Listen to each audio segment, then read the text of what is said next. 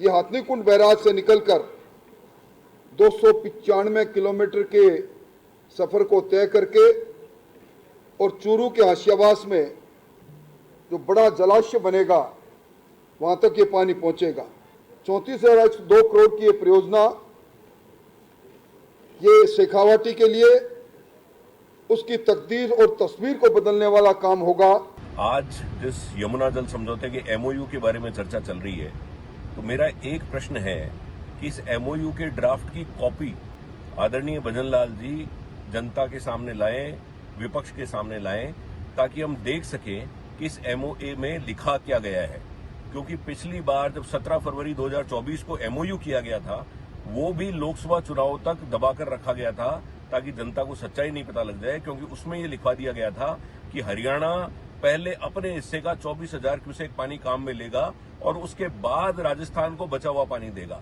क्या कहीं इस एमओए में भी यही बातें तो नहीं लिख दी गई हैं? 4 घंटे में स्वागत आपका। मैं हूं योगेंद्र, आप देख रहे हैं खास खबर। खास खबर में हम बात करेंगे एक खास मुद्दे की, और वो मुद्दा है यमुना जल समझौता राजस्थान और हरियाणा के बीच केंद्रीय गृह मंत्री अमित शाह की मौजूदगी में। और हो सकता है कि इसका शिलान्यास का कार्यक्रम 4 जुलाई को जब प्रधानमंत्री नरेंद्र मोदी राजस्थान दौरे पर आएंगे तब हो भी सकता है। लेकिन एक बड़ी बात है, ये करीब 34,000 करोड़ की ये योजना और 32 साल से लंबित 1994 से ये चला रहा है सिलसिला। कई चुनाव, शेखावाटी का बड़ा मुद्दा, सीकर, झुंझुनू और चूरू के लिए पानी की बड़ी समस्या, और ये एक ऐसी मूलभूत योजना और सुविधाओं से लबरेज होकर के जब ये धरातल पे उतरेगी तो निश्चित रूप से वहाँ की धराके भी जो सूखे हैं वो उनको पानी मिलेगा, और आमजन के लिए भी, जहाँ किसी भी सभ्यता का आप देख सकते हैं, कहीं पे भी अगर कोई संस्कृति सभ्यता बसी है तो पानी के किनारे यानी कि नदी किनारे बसी है। और आज पानी कहीं पे भी चल जाता है तो बसावट वहीं हो सकती है। सबसे बड़ी बात ये बिजली और पानी चाहिए आज आधुनिक युग में, उसके बाद में सारी व्यवस्था अपने आप हो जाती है। खैर चलिए, तो इसको लेकर के सियासत भी गर्मा रही है। कांग्रेस का यह कहना है कि पानी लाएंगे, उसका हम स्वागत करेंगे, लेकिन पहले के एमओए जो 2024 में फरवरी 17 को किया था उसको पब्लिक डोमेन में कई टाइम तक लेके नहीं आए। ये कहा गया था कि 4 महीने में उसकी डीपीआर आ जाएगी, लेकिन नहीं आई। फिर अगर वही एमओयू हो चुका था तो एमओयू क्यों हुआ है, पब्लिक डोमेन में आएगा एक बार देखा जाए तो उसके बाद में जरूर हम स्वागत करेंगे। और पानी पिलाते हैं तो बिल्कुल स्वागत है, ये कांग्रेस का कहना है। तो चलिए, हमारे साथ इस पूरे मुद्दे पर चर्चा करने के लिए हमारे सहयोगी दर्शक सिंह हमारे साथ हैं, भाजपा से लक्ष्मीकांत पारिक साहब हमारे साथ में हैं, और कांग्रेस से संदीप कलवानिया जी हमारे साथ में। सभी का स्वागत है। मैं कलवानिया साहब आपके पास में आना चाहूँगा। 1994 आप लोगों का भी काफ़ी प्रयास रहा। अभी मुख्यमंत्री भजनलाल जब बने उसके बाद से एक बड़ी योजना जो ERCP जिसे PKC बनाया गया, और एक यमुना जल समझौता, ये दो एक ऐसी महत्वाकांक्षी योजनाएं राजस्थान के लिए केंद्र और राज्य दोनों की पहल है। तो हम मान सकते हैं कि यमुना जल समझौते में देश के गृह मंत्री की मौजूदगी में ये एक्सचेंज हुआ, एक दूसरे को जो मेमोरेंडम तैयार किया उसको। तो अभी भी इसमें कहीं कोई गुंजाइश लगती है कि अभी इसका स्वागत करना चाहिए? देखिए योगेंद्र जी, ये 12 मई 1994 में जब PV नरसिंह राव साहब प्रधानमंत्री थे, जब कांग्रेस की सरकार थी, तब 4 राज्यों के बीच में ये समझौता हुआ था। उसको ऊपरी यमुना नदी समझौता बोर्ड का नाम दिया गया था समझौते का, और उसमें हरियाणा, हिमाचल प्रदेश, दिल्ली और राजस्थान चारों स्टेटों को शामिल किया गया था। उसी की परिणति है कि अगर आज वो MOA जिसकी बात कर रहे हैं वो उसी की परिणति है। मगर आप देखें कि जब 17 मई 2024 को भारतीय जनता पार्टी सत्ता में थी, जब लोकसभा चुनाव उस समय चल रहे थे, और उस समय एक बहुत बड़ा प्रोपोगंडा भारतीय जनता पार्टी की तरफ से उठाया गया था, और बहुत ये कहा गया था MOU हमने कर लिया है हरियाणा और राजस्थान के बीच में यमुना नदी के पानी को लेकर। मगर उसमें 4 महीने की मियाद तय की गई थी DPR के लिए। अब वो न तो DPR बनी अब तक भी, ये बता दें सरकार की DPR बनी तो कब बनी। और उसी में आप देखें कि जब समझौता ये था जब 1994 में कि जितना पानी उपलब्ध है उतना बराबर मात्रा में उपलब्ध होगा सभी को। मगर 2024 में जो एमओयू की जो बात थी, क्योंकि वो पब्लिक डोमेन में तो है नहीं वो अभी तक भी, और जहां तक जो मीडिया रिपोर्ट्स के तहत जो बात आ रही है उसमें यह था कि हरियाणा ने स्पष्ट कहा था कि 24,000 क्यूसेक पानी जो मिलेगा वो पहले हरियाणा को मिलेगा, और अगर कोई शेष पानी रहता है तो वो राजस्थान को मिलेगा। तो वो समझौता जो अपने आप में था, वो एक तरह से राजस्थान सरकार ने उसी समय आत्मसमर्पण कर दिया था, क्योंकि जब 1994 में जो मूल समझौता था वो यही था कि पानी की उपलब्धता के और मात्रा के आधार पर उसको वितरित किया जाएगा। मगर वहां पर ही, मगर जिस प्रकार से लोकसभा चुनाव में एक बात जानना चाहूंगा, उसको संदीप छुपाए जी, रखा, उसको संदीप छुपाए जी, रखा। मैं एक बात जानना पार्टी चाहूंगा, ने- एक बात जानना चाहूंगा। आपने एक बात कही कि जो फरवरी 2024 17 फरवरी 2024 को जो एमओयू हुआ था उसमें यह था कि हरियाणा के पास में पानी होगा, सरप्लस हो तो देंगे। किसी भी राज्य के साथ में जो समझौता वो अपने हितों को देख करके, और वो सभी करते हैं क्योंकि सरकारें सबकी हैं और आगे जनता के बीच उन्हीं को भी जाना है। आपके टाइम पे 1994 जब नरसिम्हा राव साहब थे, उस समय का आप कह रहे हैं कि वो उपलब्धता की मात्रा के हिसाब से पानी राज्यों में वितरित होगा, तो उसमें इसमें अंतर क्या है मुझे ये बता दीजिए। मैंने बताया ना, उसमें तो जो वो भी अगर समझौता हुआ था हरियाणा के पास में पानी होगा जब तो बेसिस के आधार पे हुआ था, प्रो रेटा बेसिस के आधार पे, उसमें यह होता है कि पानी जितना उपलब्ध होगा वो उसमें बराबर मात्रा में वितरित होगा जी। मगर यहां पर क्या हुआ, जब वो जो एमओयू जो आज वाला जो एमओए बता रहे हैं वो आज पब्लिक डोमेन में भी नहीं है, न तो आपके पास होगा, न भारतीय जनता पार्टी के प्रवक्ता के पास है, न मेरे पास है। मगर जो 2024 का जो मीडिया रिपोर्ट के आधार पे वो भी आज सार्वजनिक नहीं है, उसमें तो कहा है ना बाकायदा कि 24,000 क्यूसेक पानी हरियाणा लेगा और वो बचेगा, तो वहां पर उल्लंघन हो गया ना। पहले बात ये थी 1994 की बराबर मिलेगा, मगर यहां पर यह हुआ 2024 में कि पहले हरियाणा कहां मिलेगा, उसके बाद में जब हमारी सरकार थी 1998 से 2003 तक, जब गहलोत साहब मुख्यमंत्री थे, तब उन्होंने काफी प्रयास किए थे और उन्होंने यहां तक भी कहा था कि जो हरियाणा में जितनी भी नदियां हैं उसका खर्चा हम वहन कर लेंगे और उनके देखरेख का भी हम कर लेंगे, मगर किसी कारण से नहीं बात बन पाई। उसके बाद में 2021 में भी हमने बाकायदा 31,000 करोड़ का एक प्रपोजल भेजा था डीपीआर बना के, मगर वहां पर भारतीय जनता पार्टी की सरकार थी और वहां पर वो उसकी परिणति पूरी नहीं हो पाई। मैं जवाब मगर दिलाता हूं। अब एक मिनट, अब तो डबल इंजन की सरकार, उसका तो डबल इंजन बेनिफिट की मिल रहा सरकार है, हरियाणा में 10 साल से सरकार है, तो अब तक तो पानी नहीं उपलब्ध करा पाया इन्होंने। 10 साल से सरकार है ना डबल इंजन की, क्यों नहीं हो पाया? नहीं, अब दोनों साथ में तो ट्रिपल पहले भी साथ थी, चलो मैं पहले भी साथ थी। एक बार जवाब 2018 तक भारतीय जनता पार्टी की वसुंधरा राजे की सरकार थी, तभी भी वहां पर मोहनलाल खट्टर साहब मुख्यमंत्री थे। जवाब दिलवा दूं मैं लक्ष्मीकांत जी पारिक साहब, और उम्मीद है कि आप भी धैर्य से सुनेंगे क्योंकि इन्होंने पूरी बात आपकी सुनी है। लक्ष्मीकांत जी, कांग्रेस का ये कहना है कि अभी क्यों मुहूर्त निकल रहा है, जो मैं समझ पा रहा हूं संदीप कलवानिया जी कह रहे हैं कि डबल इंजन की सरकार तो काफी टाइम से, वसुंधरा जी भी मुख्यमंत्री रह चुकी हैं, हमने भी प्रपोजल बना करके भेजा था। खैर चलिए, पानी आना चाहिए, कभी भी हो, देर हो सवेर हो, कभी हो, अगर प्रदेश को पानी मिलता है तो स्वागत करने की बात है। लेकिन अभी भी कांग्रेस को एक तो ये है कि इसका एग्रीमेंट जो हो चुका है वो पब्लिक डोमेन में आना चाहिए ताकि पता लगे कि हाँ क्या एग्रीमेंट है, क्योंकि पिछले एग्रीमेंट को लेकर के इनका ये कहना है कि अगर हरियाणा के पास में पानी होगा तो मिलेगा, नहीं तो नहीं मिलेगा। देखिए, सब पहले राजस्थान के लिए आज ऐतिहासिक फैसला है। इस ऐतिहासिक फैसले का आपके माध्यम से मैं हार्दिक स्वागत करता हूँ, अभिनंदन करता हूँ राजस्थान के यशस्वी भागीरथी मुख्यमंत्री माननीय भजन लाल जी शर्मा साहब का, साहिब सिंह जी का, पाटिल साहब का, अमित शाह जी का, जिन्होंने राजस्थान के, पश्चिमी राजस्थान के उन जिलों को पानी पहुंचाने का प्रयास किया है जहां पर आज तक पानी को लेकर बाराबारी रहती थी। और मैं समझता हूँ राजस्थान की कई रेलें भी पर भी गीत इसी कारण बने हुए कि पानी वहाँ पर नहीं था। तो मैं इसी तरह मांग के राजस्थान की, पश्चिमी राजस्थान के हलक यदि गीले होते हैं तो उसके लिए आज भागीरथी प्रयास जो माननीय भैरव सिंह जी शेखावत ने 1994 में देखा था, माननीय शीश राम जी ओला जो कांग्रेस के नेता रहे, बड़े नेता रहे, उनका सहयोग भी था, तकलीफ रूप से उस समय था। तो सीधे तौर पर मैं कह सकता हूँ आज दोनों दिवंगत नेताओं को शायद सच्ची श्रद्धांजलि देने का काम किसी ने किया है तो राजस्थान के यशस्वी मुख्यमंत्री माननीय भजन लाल जी शर्मा ने किया है। अब कितना पानी आएगा, क्या आएगा, क्यों अब तक क्यों नहीं आया, देखिए एक विषय ये 1994 का 30 साल का लंबा कालखंड, इस दौरान कांग्रेस की सरकार और पिछले 10 वर्षों पूर्व माननीय मनमोहन सिंह जी की सरकार, सोनिया गांधी के संरक्षण की सरकार और तब मुख्यमंत्री माननीय अशोक गहलोत राजस्थान के रहे, कितने कदम चले, 2.5 कदम भी चले हो तो बता दीजिए। यदि कोई आदमी आज प्रयास करा तो मैं समझता हूँ कांग्रेस के लोगों को, आज संपूर्ण राजस्थान के लोगों को माननीय मुख्यमंत्री का स्वागत करना चाहिए, अभिनंदन करना चाहिए।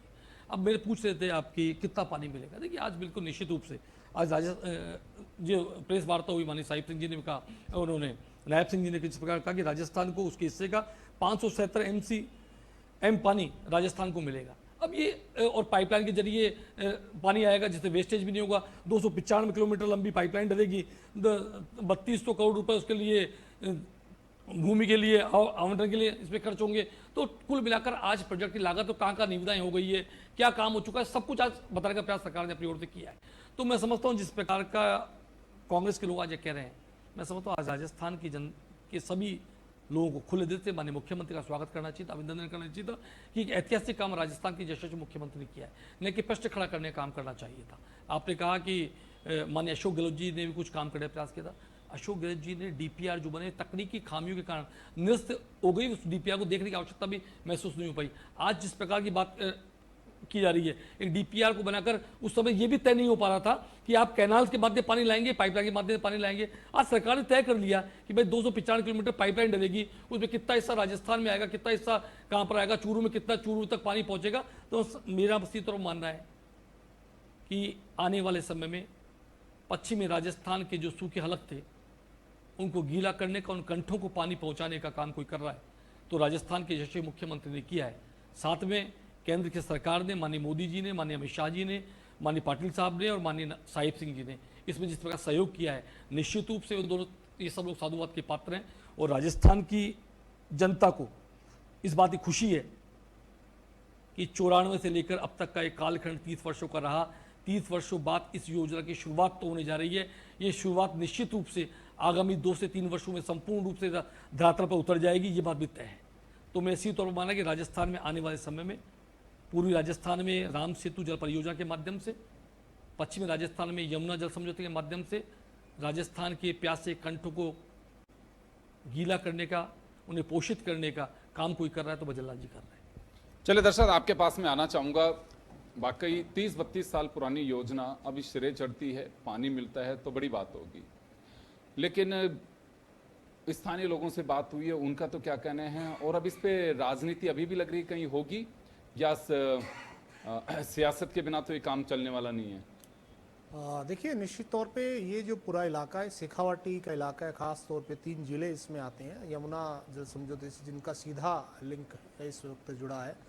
खास तौर पे बीजेपी की तरफ से ये कहा गया है कि जो पाइपलाइन लाई जाएगी उस पाइपलाइन के लिए, और कह सकते हैं कि अभी भूमि अधिग्रहण का मामला है वो ये सरकार है, भजनलाल सरकार है, वो इसी वित्तीय वर्ष में उसको पूरा करेगी। अगर इसी वित्तीय वर्ष में पूरा करेगी तो मुझे लगता है कि जल्द सरकार इसमें अगला कदम बढ़ा सकती है और इससे कहीं ना कहीं लोगों को आने वाले वक्त में राहत मिल सकेगी।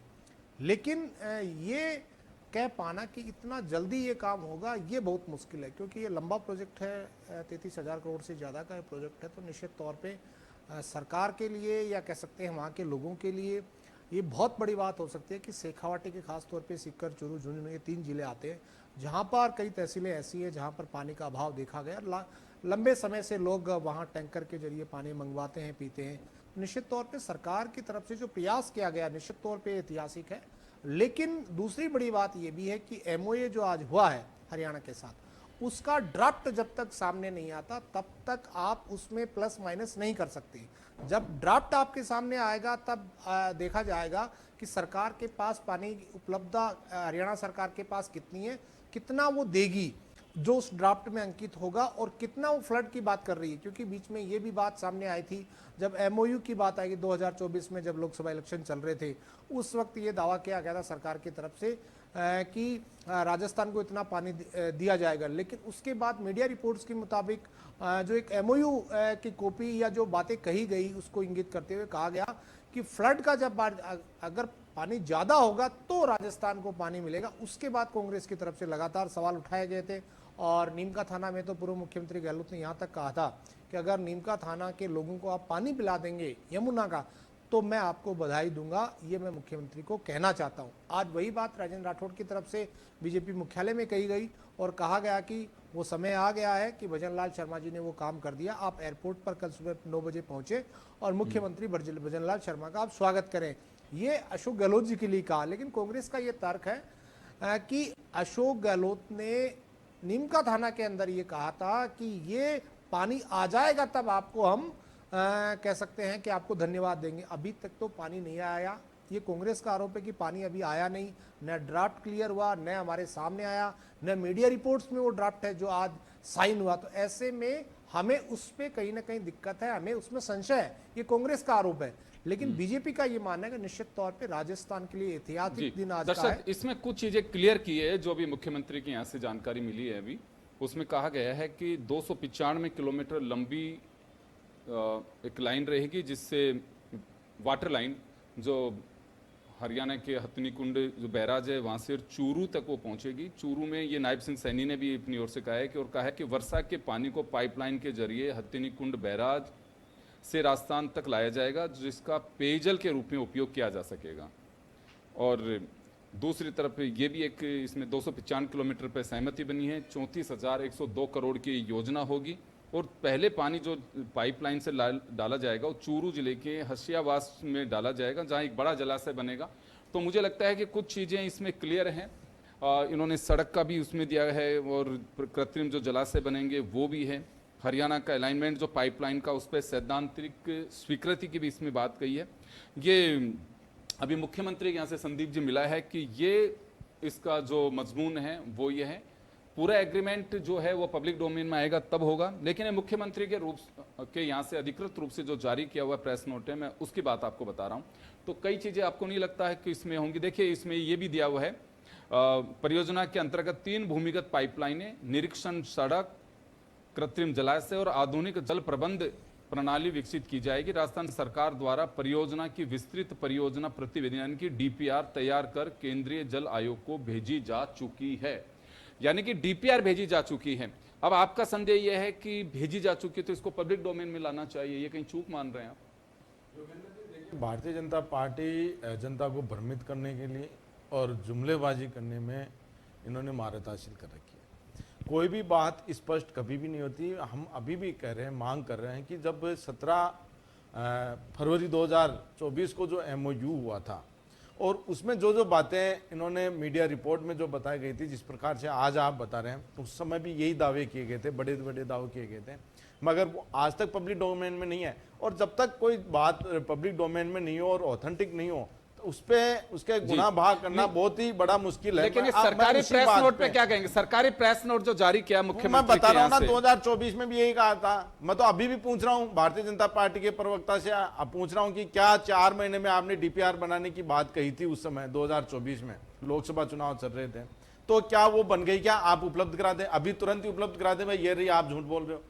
मगर कथनी और करनी में फर्क है।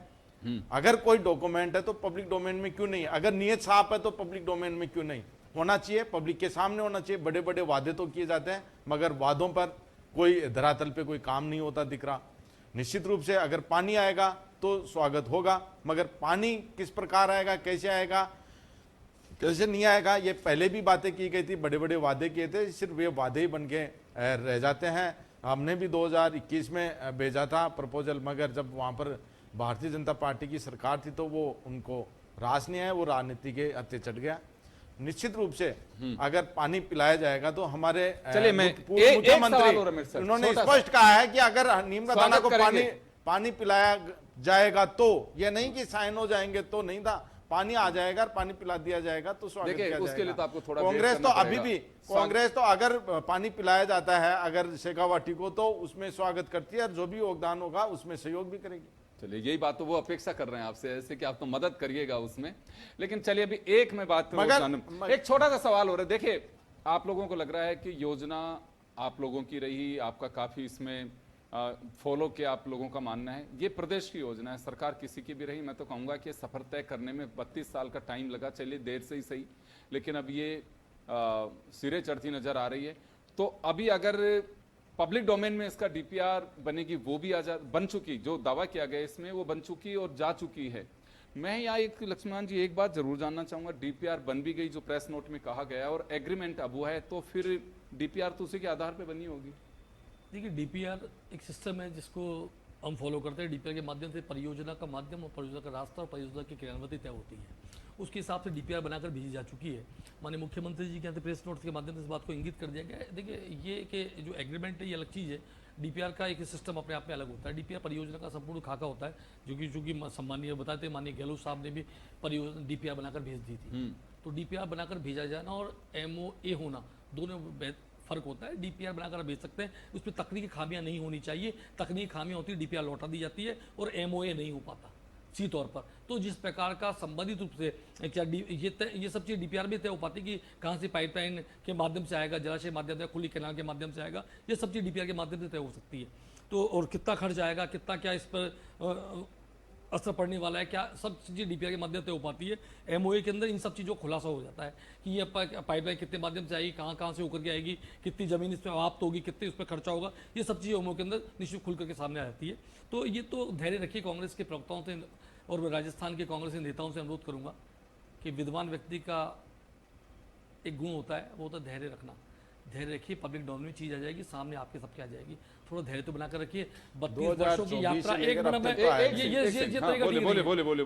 32 सालों का 30 सालों का लंबा सफर तय करने में माननीय भजन लाल जी को मात्र 3 वर्ष लगे हैं, 2.5 से 3 वर्ष लगे हैं। आपकी सरकारें इस कालखंड में बहुत बार रही और आप ही कालखंड के अंदर सरकारें 10 वर्ष तो मनमोहन सिंह जी की सरकार भी रही, जिसकी संरक्षिका माननीय सोनिया जी थी, जिसका वर्चस्व राहुल जी के द्वारा प्राप्त था, और राजस्थान के माननीय गहलोत जी की सरकार भी थी। लेकिन आपने उस दिशा में कोई कदम उठाया हो तो बता दीजिए। एक योगेंद्र जी बात सामने आती है, कभी कभी मैं कहता हूँ, एक कहानी बताता हूँ, उस कहानी के बाद अपनी बात को समाप्त कर दूंगा कि एक जंगल में एक लंबी तो नहीं है कहानी, नहीं, बहुत टाइम शॉर्ट हो चुका है। बहुत शॉर्ट, आपको समझ में आ जाएगी। आपके आपके समझ में आ जाएगी, जनता समझ में आ जाएगी। इस जंगल में एक शेर था। एक दिन शेर ने कहा, एक बंदर बोला मुझे राजा बनाओ। बंदर को राजा बना दिया। जंगल में कहीं आग लग गई तो राजा को जो आए कहा, बंदर को जाए कहा कि राजा जी आग लग गई है, बुझाने चलिए। तो बंदर पूरी रात एक पेड़ से दूसरे पेड़ पर कूदता रहा। सुबह आग लग गई, कई सारे काम नष्ट हो गए। तो उससे पूछा राजा जी आपने क्या किया? बोले मैं प्रयास तो कर रहा था, अब आग बुझी कि नहीं बुझी। तो गहलोत सरकार यही काम कर रही थी। कमी नहीं। चलिए दर्शक, आपके पास में आना चाहूंगा, मैं घूम रही थी, आपके पास में आना चाहूंगा। कितनी प्रेस सीरियस नोट में ये कहा तय हो गया सकता है है। वो डीपीआर इसकी बन चुकी है और केंद्रीय जल आयोग को भेजी जा चुकी है। एक बात और कही है इसमें जो प्रेस नोट है, परियोजना के निर्माण और संचालन के लिए राजस्थान, हरियाणा यमुना वाटर SPV का गठन किया जाएगा। एक नोडल बॉडी बनाई जाएगी जो इसकी देखरेख करेगी। तो कांग्रेस को प्रेस नोट पे भरोसा नहीं हो रहा, लेकिन देखिए सरकार है, सरकार अगर अधिकृत रूप से कुछ कहती है तो भरोसा तो उसी पे करना पड़ेगा। देखिए ये जो आज MOA के नाम से जो प्रेस नोट या जो बातें कही गई या हुआ है जो ड्राफ्ट, उसमें खास तौर पे कांग्रेस उससे इत्तेफाक जरूर रखेगी कि ये काम होगा। लेकिन कांग्रेस को इतराज कहीं ना कहीं पानी को लेकर है। कांग्रेस के नेता ये कह रहे हैं कि पानी कितना मिलेगा। हाँ, ये तो मानेंगे कांग्रेस के नेता कि ये जो ड्राफ्ट आएगा उस ड्राफ्ट में ये तो तय होगा कि 200 इतने किलोमीटर पाइपलाइन बिछेगी। पाइपलाइन का जो जमीन का काम होगा, अधिग्रहण का मामला होगा, वो भी सरकार देखेगी। या चूरू के अंदर जो डैम बनाने की बात कही कि चूरू के अंदर एक बड़ा जलाशय बनाया जाएगा, वहां पानी लाया जाएगा। और फिर अलग अलग शेखावाटी से सीकर की बात करें, झुंझुनू की अलग अलग लाइनें डलेगी। यहाँ तक तो सब समझ में आता है। लेकिन कांग्रेस का ये आरोप है, या कांग्रेस नेता ये आज जब ये MOA हुआ उसके बाद कांग्रेस का ये आरोप है कि पानी कितना मिलेगा, ये बड़ा सवाल है। ये हमें ड्राफ्ट देखने पर पता लगेगा कि राजस्थान के हिस्से में पानी आएगा या नहीं आएगा। क्या वो फ्लड का पानी होगा या फिर वो पीने के लिए पानी होगा। राजेंद्र राठौड़ ने यहाँ तक भी कहा कि पीने का पानी मिलेगा, इसके साथ ही आगे भविष्य में अगर पानी की उपलब्धता होगी तो शेखावाटी को सिंचाई का भी पानी मिलेगा। लेकिन कांग्रेस के ये गले पच नहीं रहा कि सिंचाई का पानी। कांग्रेस तो अभी भी ये कह रही है कि जब तक मेमोरेंडम सामने नहीं आता, पानी कितना मिलेगा, पहले लोगों को पीने का पानी मिल जाए, उसके बाद सिंचाई की बात। बिल्कुल, इसमें प्रेस नोट में भी यही है कि पीने का पानी दिया जाएगा।